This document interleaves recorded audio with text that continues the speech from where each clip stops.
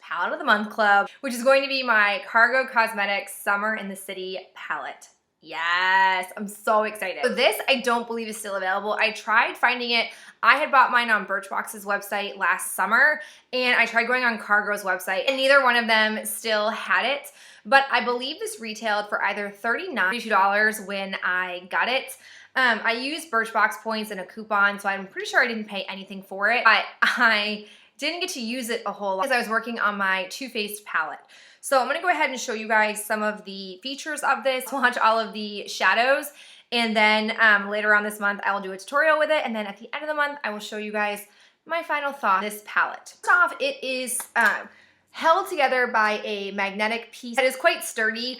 I don't find this like flying open or anything like that. So when you pop it up, there is a plastic sheet that I do hold on to throughout the life of a palette.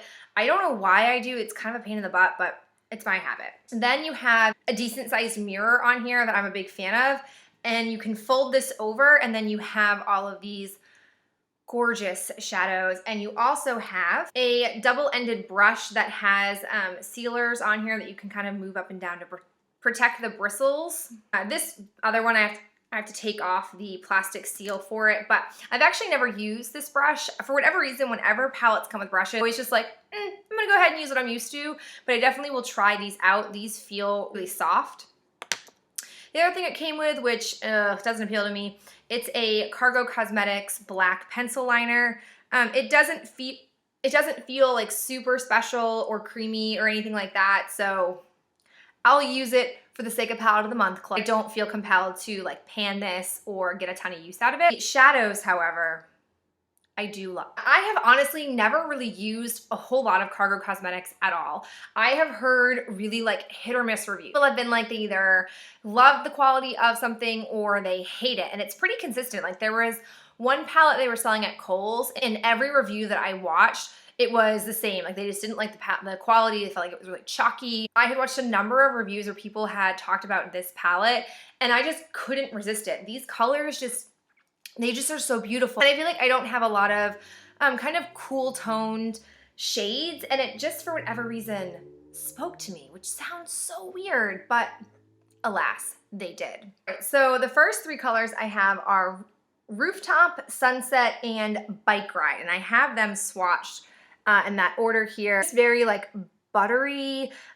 These are, you know, one quick swatch, no base or anything like that. I didn't do any like heavy rubbing at all here.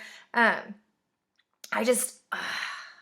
so pretty. I'm so excited to use this palette this month. I have maybe only played with this like 3 or 4 times, and then I forced myself to go back to my Too Faced palette. The next 3 that I'm gonna swatch are Breeze, Rosé, and Summer Love. Rosé feels like especially creamy when you go ahead and put your finger into it, but here is what they look like on here. I feel like my camera is not like really picking these up enough for you to see, but they really are pretty, I promise. All right, now we're gonna move on to the second row, which is more of like a neutrals row.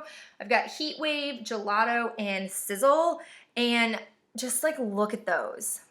Yes, like yeah. Think about these, I'm just really infatuated with. The last 3 that we have are Sidewalk, Pool Party, and Chill.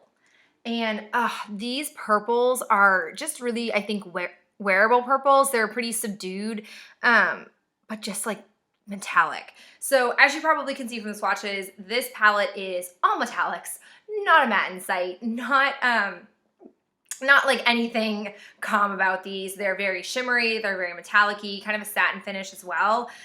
Doesn't bother me at all, because up until this year, I hadn't played a whole lot with matte shadows. I have to say though, I'm starting to find more and do enjoy having a matte shadow in my crease.